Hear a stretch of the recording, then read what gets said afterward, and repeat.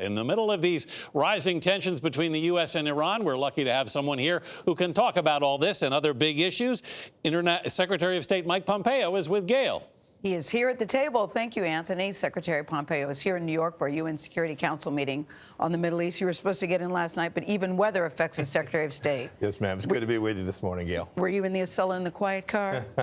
We made our way here early this morning. Yeah, we are so glad you're here. There's a lot going on your plate. Listen, we've got new tensions in the Strait of Hormuz, protests in Hong Kong, North Korea testing short-range missiles.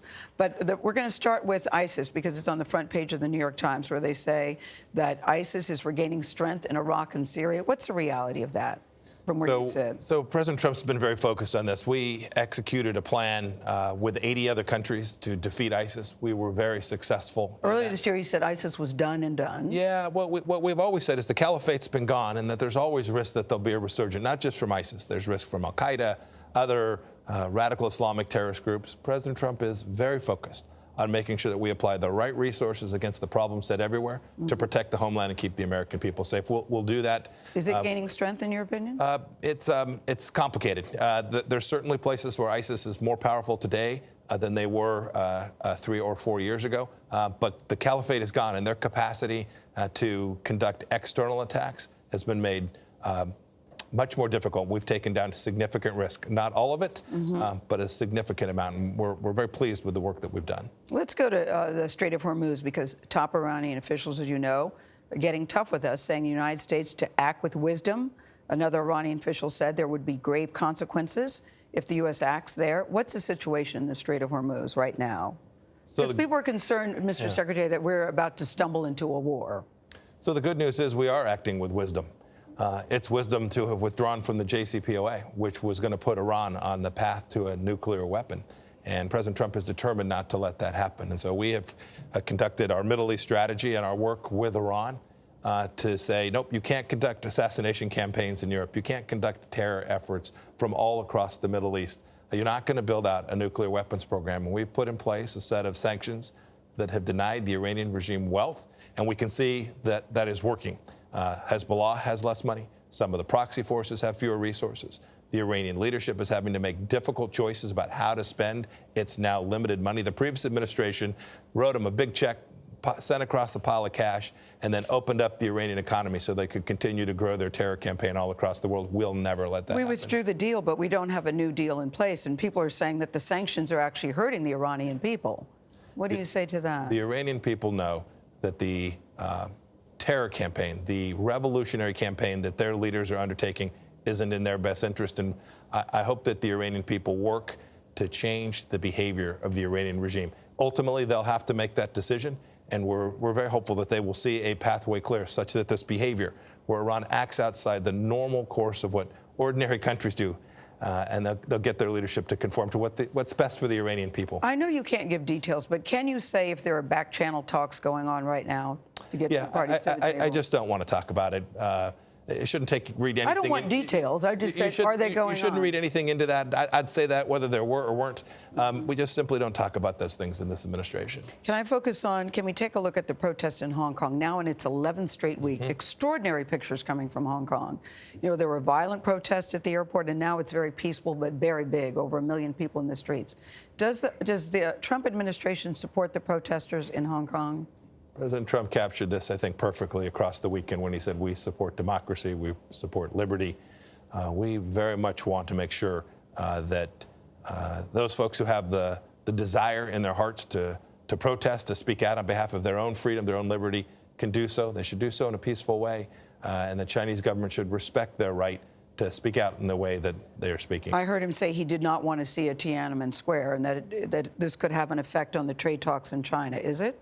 Well, look, I think it's important to understand that China needs to fulfill its promises. One of the challenges of the trade deal is you have to make sure that China actually lives up to the commitments it would make. In Hong Kong, the Chinese government made a promise. It has a central understanding that there would be one country, two systems, and they need to live up to that promise on behalf of the people of Hong Kong. We hope that they'll do that. We hope they'll fulfill their promise not to militarize the South China Sea. This is about China actually living up to the commitments that China made. North Korea, you know, when last we saw the president and Kim Jong-un, they were standing together in the demilitarized zone. First time that has happened. And we keep hearing that there's going to be another summit. What are the talks? How are the talks going on that? And do you trust Kim Jong-un?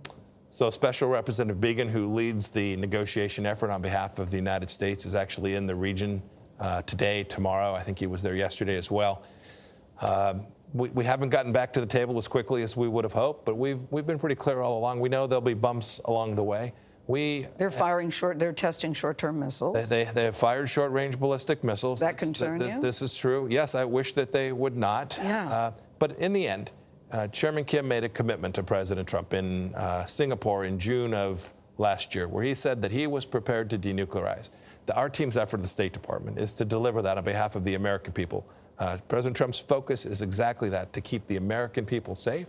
And if we are successful, if we denuclearize Korea, the world, and I'll be at the UN Security Council this afternoon. Yes. These are UN Security Council resolutions that are putting the boundaries to what North Korea can do. These are a global sanctions regime, and we hope Chairman Kim will come to the table and get a better outcome. It'll be better for the North Korean people. It'll be better for the world. You were the cover story in the New Yorker, 21 pages devoted to you, called Secretary of Trump.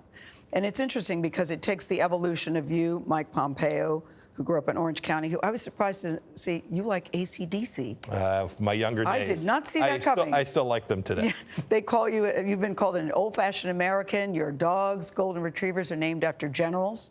General Sherman and Patton are the last two. Sherman and Patton. But the point I'm making is that people that know you and love you and support you say, look, this is a guy who loves his country. And I think people are surprised to see the evolution of where you were in the beginning in 2016 when you supported Marco Rubio, and at one point said it's time to turn the lights down on the circus to the Donald Trump campaign, to now being very closely aligned with Donald Trump. Somebody said, you know, he actually gets Donald Trump. What is it that you get about Donald Trump that others don't?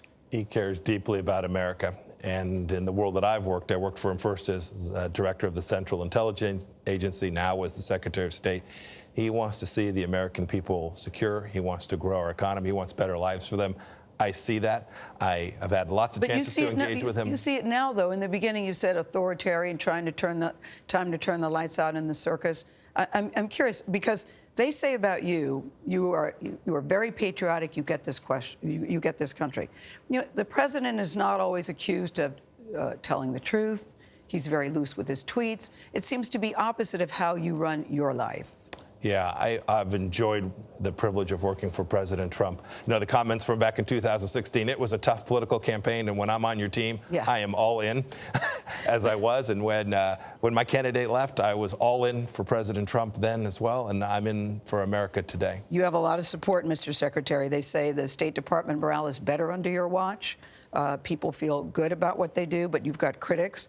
One former American ambassador who shall not be named, this is delicate, describes you like a heat-seeking missile for Trump's bottom, except he used the other word. When you hear stuff like that, to compare how you are with this president, what do you think? I find it language offensive, and I find the statement ludicrous. Mm-hmm. I work hard. I work hard for the President of the United States, who was constitutionally elected. He is my leader. My task is to share with him the best information. If we disagree, my duty is to go share with him our disagreements. I do that with great frequency. But when he makes a decision and it's legal, it is my task to go execute that with all the energy and power that I have. If he wins a second term, will you continue to be Secretary of State? You know, there are calls for you to run for Senate in Kansas. Don't expect you to say, yes, I'm going to run here, Gayle. But if he wins again, do you want to be Secretary of State? I would love to serve for him just as long as I can. It's a great opportunity to get to lead this organization. 70,000 plus great Americans who are out there all across the world taking real risks for themselves and their families and delivering good, solid American diplomacy everywhere they are. Well, you don't have a nickname.